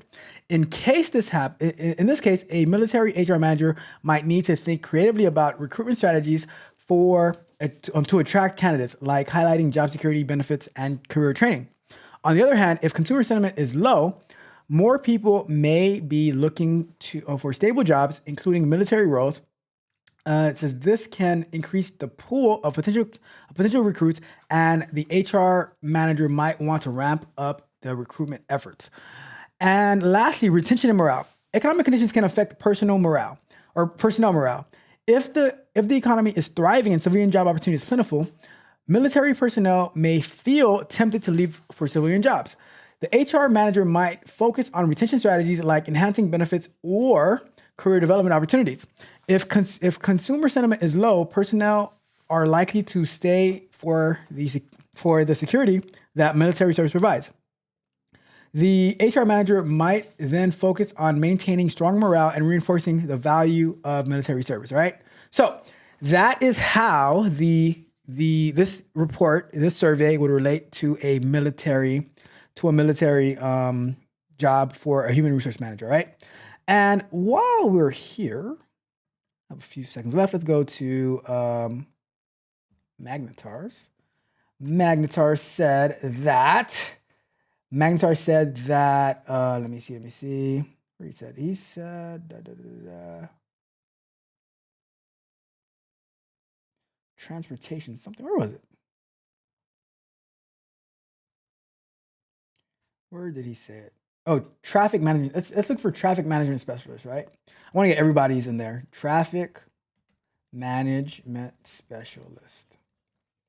All right, let's see how that relates to this survey from the University of Michigan Consumer Sentiment. All right, so let me see. So for a traffic management specialist, it says the UMCSI gives insights into how confident consumers feel about their financial situation. Yo, the sign is real simple, B. It says wrap it up. Wrap that shit up, B. So let's finish it off, right? So when people are feeling good, they're going to be more out and about. They're going to travel, which increases traffic volumes, traffic projections. A traffic management specialist can use the trends from the UMCSI to predict traffic patterns. If the index is rising, they might anticipate increased traffic on weekends and in shopping areas as more people engage in leisure activities or holiday shopping. Adjusting traffic patterns and plans. Knowing that consumer sentiment is linked to traffic volume, the specialists can adjust traffic signals and implement traffic control measures accordingly. For instance, they might set longer green lights in busy retail areas during peak shopping periods if they know more people will be out. Lastly, safety and infrastructure. If the UMCSI, University of Michigan Consumer Sentiment Index, indicates a drop in consumer sentiment, the specialist might prepare for a potential decrease in traffic, which could influence decisions about road maintenance and infrastructure projects. Conversely, a rise in sentiment may lead to more investment in roadway expansion to accommodate increased traffic. All right, so shout out to that. And let's hope and pray that the site is up this week, because every single week it's been down. All right, so let's go. And of course, it is down for the count. Every week, I don't know what's going on. Every week they're down. Let me see. Okay, there it goes. So for some reason, when I click on it, it doesn't work. When we from I have to check into that, because that's so weird, right? But let's see what the consumer sentiment is, right? So for January 2025, we are at 73.2, so slightly lower than December's 74 and January of 2024's 79. Current economic conditions, that is going higher. So people are not feeling the greatest, but the current economic conditions are pretty high, and index of consumer sentiment is of expectations is lower than what it was last month. So we shall see. All right. So let's take a quick read, and then we'll wrap it up. So consumer sentiment was essentially unchanged in January, inching down less than 1.1 index point from December, well within the margin of error. Assessments of personal finance improvements about 5%, which the economic outlook fell back 7% for the short run and 5% for the long run. January's divergence in views of the present and future reflects easing concerns over the current cost of living this month, but surging worries over the full path of inflation. Overall, this month's deterioration, oh my God, in the expectations index was seen across political affiliations, including declines of about 3% for independents and 1.5% for Republicans, all right? Year ahead, inflation expectations soared from 2.8% last month to 3.3% this month. The current reading is the highest since May of 2024, which is above 2.3 to 3.0% range seen in the 2 years prior to the pandemic. Long-run inflation expectations rose 3% last month to 3.3% this month. This is only the third time in the last 4 years that long-run expectations have exhibited such a large 1 month change. For both the short and long run, inflation expectations rose across multiple demographic groups, which particularly strong increases among lower income consumers and independents. Note that inflation uncertainty, as estimated using the intra-quartile range in inflation expectations, has climbed considerably over the past year, though it remains well below levels seen in the 1970s. All right. October's 2024 special report provides additional context for understanding the path for long-run inflation expectations over the last 7 years. All right. So there we have it. Let's wrap that one up. Let's go back to full screen. And I will check the chat before we get out of here. Okay, let me check the chat real quick. So, and I do want to read the Wealth Building Journey's thoughts on the family office as well. Okay, so let's go to where do we get to? All right, so there is a question. All right, I'll take a look at that. Let me see. Where did we leave off? Let me see where we left off. So here we are. So Mitch says that Chase trying to make people go back to I saw that. They're trying to have everybody go back to office, return to office. 5 days a week. Yep, I saw that. The Wealth Building says Chase as a bank pays well, but they are still ruthless. It is a bank and all banks are cutthroat. Well, look. The Wealth Building Journey. You know, you're my guy, but you're a business. They have to be ruthless, The same way that I think that every one of you guys, every single one of you guys have to be ruthless as well. You have to be ruthless, cutthroat, because you are also a business. When I was talking to my cousin the other day, it's like, oh, how do I go about negotiation? I'm like, well, the first thing about the negotiation is that you have to know what number you're willing to walk away from. And say, I'm okay with that. I'm gonna walk away, right? Because you have to be ruthless, right? So totally agree. Magnetar is not a fan of Chase. Professional house flipper. We will table professional house flipper to next week's show, and we'll put that into like the first one that we have. It says not worse than Wells Fargo public service announcement. Everyone avoid them at literally all costs. Theirs is a culture of corruption. The thoughts expressed when reading the comments are not the thoughts of this channel. Those are solely the thoughts of the commenter. Just in case, well, the Wells Fargo reaches out and says, "Hey, we want to throw the bag at you," you know. So just saying that. Let me see. We got J-Lo on the track in the building again. And the World Building says, all these BLS numbers are all BS. Wow. It's a survey, and the survey is a partial estimate at all. Like, see, there you go. Men lie. Women lie.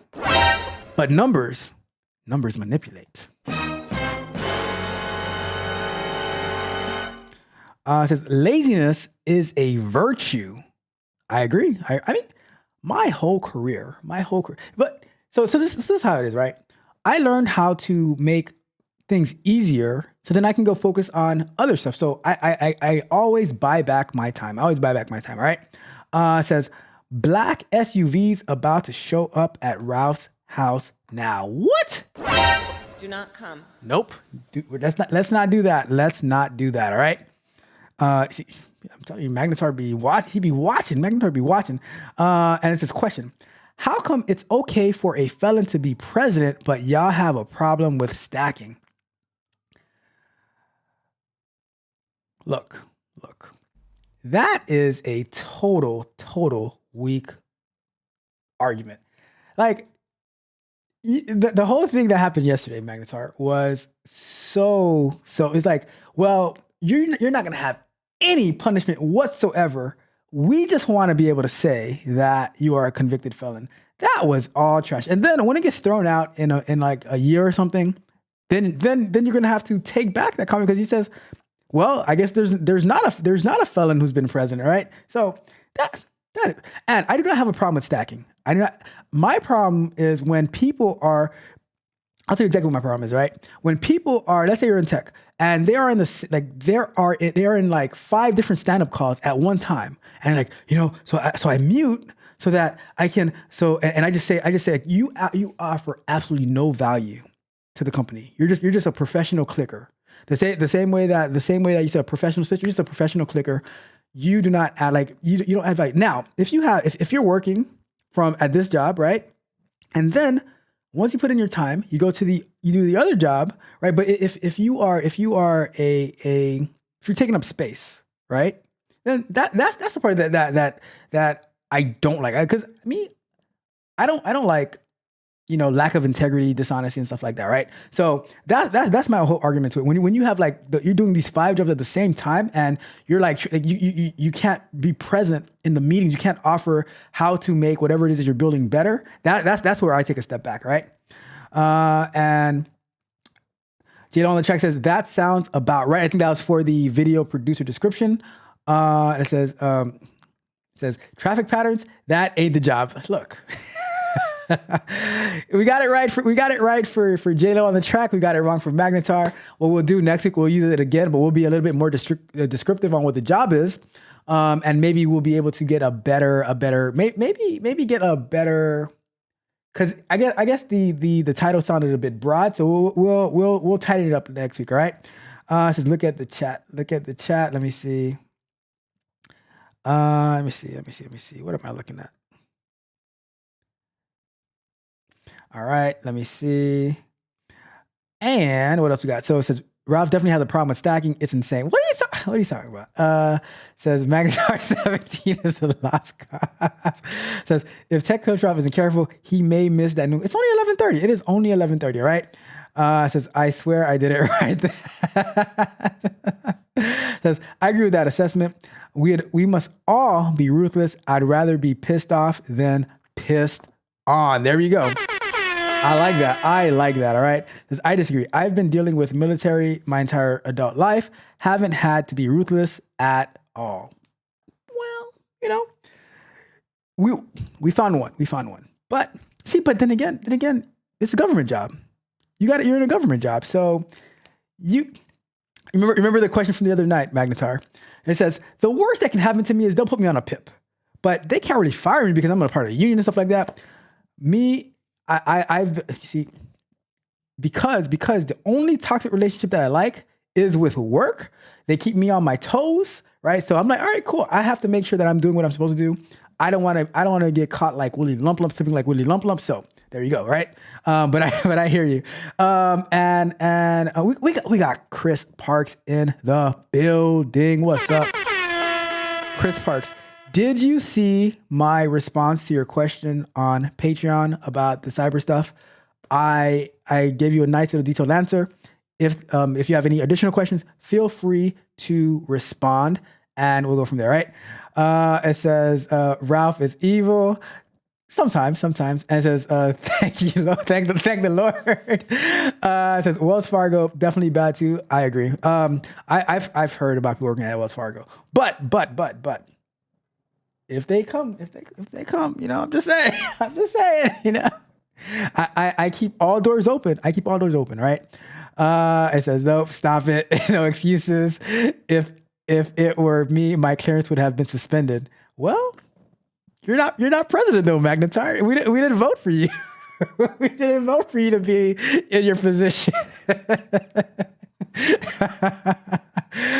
Magnetar, trust me, since I already got out, once you get back in the civil world, it changes. It says, and might be fired soon. See, this is why Magnetar is salty, because like they might take my work from home away from me. Mitch says, who cares? Stop hating on people that stack. If they can do 10 at once, let them. Look, Mitch, look. How dare you? Sorry that, well, I'm not stopping them. They can do whatever they want. Right? But does that mean I have to approve it? Who am I? I am a nobody, Mitch. I'm just this guy who talks about tech on the internet and say why people suck at things that they do. That's all. Let me see. Says Magnetar says, not true. There are plenty of cutthroat people in government. I've worked for some, but their ways didn't contaminate me. Oh, you're talking about you're not cutthroat. Look, I don't know, Magnetar. Look, I don't know about the government. You are my resident government expert. All right. So I thought you were saying that it wasn't. Now you're saying that it is. Whatever, Magnetar, I agree with you. With the government, whatever you say, I agree. I don't know about the government, and that's why I avoid it. I avoid it like the plague. I avoid the government like the plague. All right. I don't want coming after me from the IRS. I don't want the FBI coming after me. I don't want the CIA coming after me. I don't want any of them. The Department. I don't want the DOJ. I avoid the government like the. You know what? I don't even like talking about the government. Nah, I'll take that back. I do like to make fun of them. All right. It says Wells Fargo has had more CEOs in the past 4 years than there have been years. And Mike says, I'm talking about my current position. If I get a felony, it's pretty much over. Well, I guess your position is more important than being the president. I don't know. I'm just messing around. Chris says, yes, sir. He got it. I meant to update you. I went and took my Security Plus on Thursday. Got a 724. Almost there. I'll do what you said and apply practice and retake soon. There you go. What's this? Oh, it's only money. We got shout out to J Lo on the track. Thank you for the $2 super chat. I'm gonna read it in just a second, but yeah, I'm do it like, yeah, try out what I said and, keep working at it until you get it. But shout out to you, Chris. Really, really appreciate you. All right, let me see what J-Lo had to say. J-Lo says, I love the No More Blame song, listening to it now. Look at that. That is one of my favorite songs as well. Look at AI for Mitch. How about that, Mitch? How about that? Say my album is trash again, Mitch. Just say it one more time, Mitch. Say that my album is trash. Watch what happens. See if you say it one more time, Mitch. Watch what happens. All right. All right. So thank you so much, J-Lo. I really, really appreciate your support and that you like the song. I love that. And with that being said, in Valentine's Day, new album coming out called Abandoned. All right. So definitely want to be ready for that. I'm going to be working on that for the next couple of weeks, putting in the finishing touches so that we can have our nice Valentine's Day album named Abandoned. All right. So, all right, let's continue on with chat. And thanks again one more time, J-Lo on the track. All right. So let me see as we round this off. Let's see. Magnar says, not the dime of my tax dollars. Not on the dime of my tax dollars. Let's see. It says, are cutthroat or dirtbags, especially in the government, the two look very similar.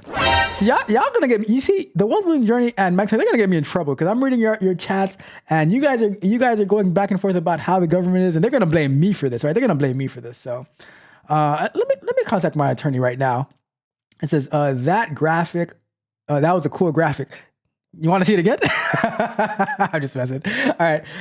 Says it's not much. I appreciate it, man. I appreciate everything, man. I appreciate just being here. I appreciate it. Being active in the chat, that is awesome. Let me see. Well, I have about 20 minutes before I go. All right. So, or not before I go, but before my meeting. All right. It says all the same to me. Supervisors doing drug deals and employees playing the game. Wow. Bruh. That is serious. Corruption 101. It's all in how you handle it. And it says, I didn't know you were a producer. Where's the music at? So due to AI, thanks to AI, I was able to compile an album. It is available everywhere. It is on Spotify, Apple Music, YouTube Music, Amazon Music, Pandora, and some other places that I don't even know of. It's called Victory. Just search for Victory and Tech Coach Ralph, and you will find it. I think there's about 13 tracks on there. Good stuff, right? It says, why do people hate success? Two versions of the song in one. That's probably my favorite song. Let's see. Let me see. All right. It says, brother's a rap genius, producer, and sniper all at the same time. Ooh, Mitch is about. I can see Mitch about to say something now. Right? It says, how did you create the album? What apps or program did you use? I use Suno AI, Suno Music, and I use DistroKid to distribute it to all the platforms. And it says, Chris Parks, you should hear his song about snitching. You know what? We'll wrap it up with that song. All right. That is it for today. Thank you guys. Oh, actually, no, before we go, let me read what the Wealth Building Journey said about Family Office, because I didn't want to check that, right? So the Wealth Building Journey says, I would, wait, so let me see. So just reading this now, I think the Wealth Building Journey might be a little confused. Wealth Building Journey, you need to do a little bit of research into what a family office is, right? Because I think you're thinking about a family business, but a family office is not exactly a family business.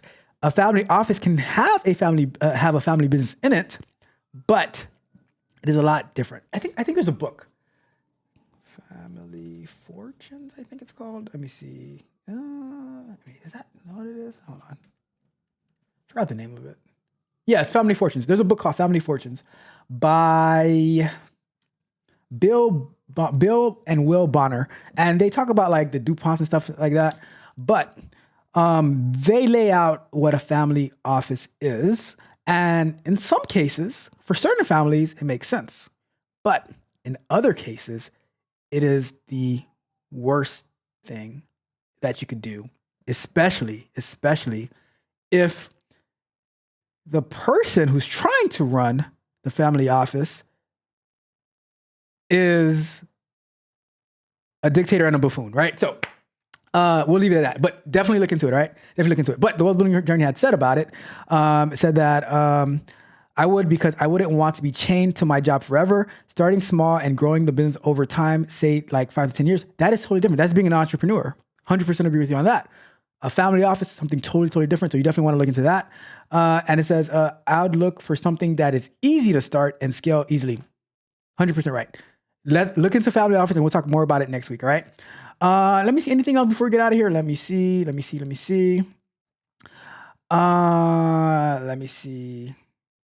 Says Suno, is that part of ChatGPT? No, it is not. Suno is own company where all they do is they do music, like thoughts to lyrics, or you can write your own lyrics and you say what type of genre you want and then put the beat behind it and everything like that, right? But it's separate. It's totally separate from ChatGPT. I don't know what they use like behind it, but totally separate.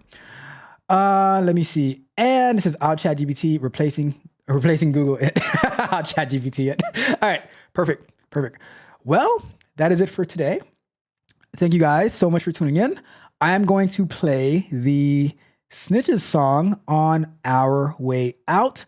You guys have an amazing. Let me see. It says, look, the Wealth Building Journey. I cannot go through the hassle that we went through the other day. I do not need people to come at me. So soon, but not today. Soon, but not today. The Wealth Building Journey. It'll be soon.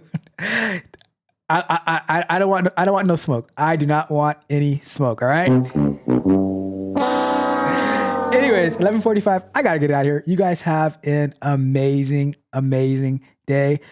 Where is the song? Oh, there you go. Tech Coach Alf. We are out. Yeah, what a coincidence. I just left the snitching convention. Gold Star member and chairman of this commission. Should have heard the new initiatives I introduced. All our secrets known to a few. Newbies who leak the info past the first test, because telling is what we do. I'm the king, snitch and no lie to tell. Mess up once and I'll ring your bell.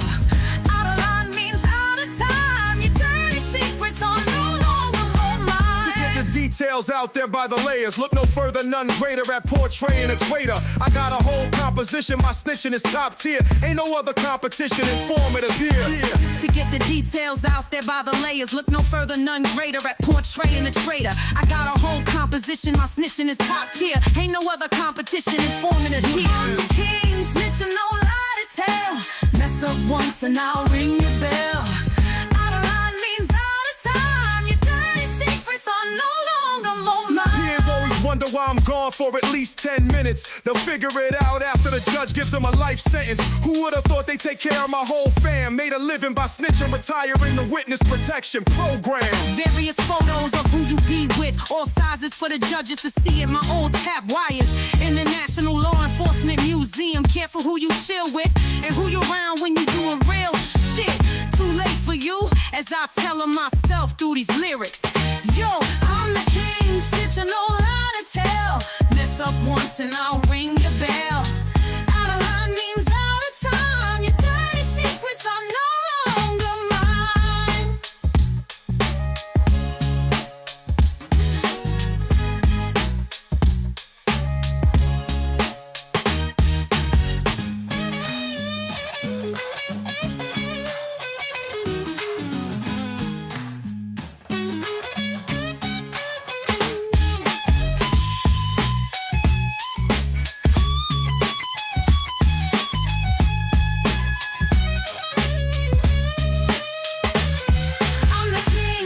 No lie to tell. Mess up once and I'll ring your bell. Out of line means out of time. Your dirty secrets are no longer mine.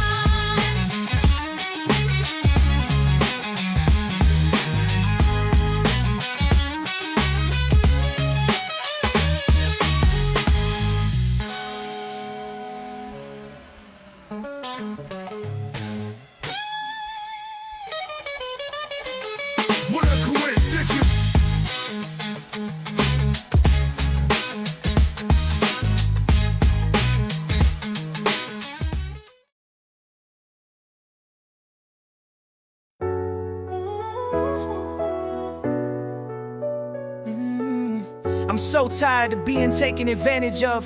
Haters love when I give, when I'm staying underpaid. But when I'm winning, I'm forgotten.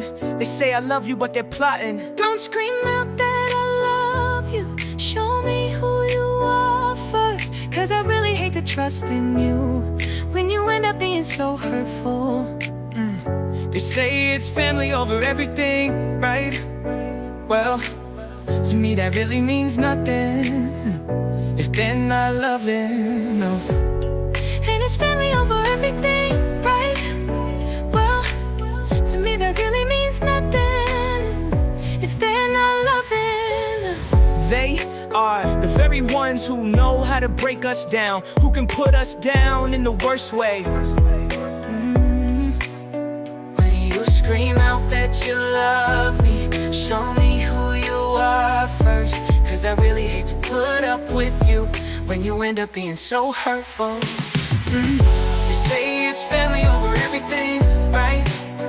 Well, to me that really means nothing if they're not loving, no. And it's family over everything, right? Well, to me that really means nothing if they're not loving.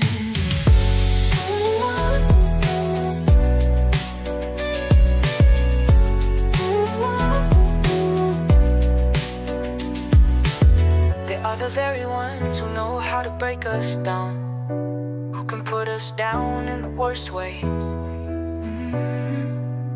When you scream out that you love me, show me who you are first. Cause I really hate to put up with you when you end up being so hurtful. They say it's family over everything, right? Well, to me that really means nothing if they're not loving. And it's family over everything, right? Well, to me that really means nothing if they're not loving, no.